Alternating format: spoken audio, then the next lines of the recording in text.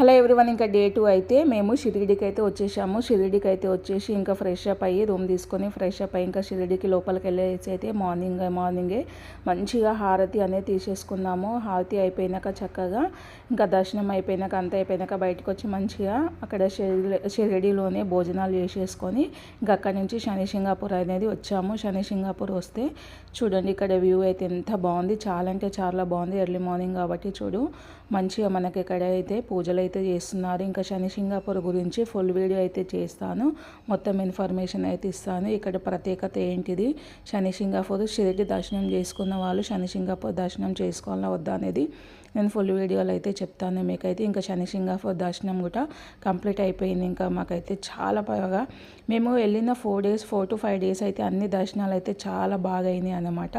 మంచిగా హారతి టైం పూజ టైంలో వెళ్ళాను, ఆ టైంలో అయితే దర్శనం అయితే కంప్లీటెడ్ అయిపోయింది. మరి నా వీడియో ఎలా అనిపించింది, నా వీడియో నాకు నచ్చితే ప్లీజ్ లైక్ చేయండి, సబ్స్క్రైబ్ చేయండి, కామెంట్ చేయండి. ఇంకో వీడియోతో మీ ముందుకు వస్తాను.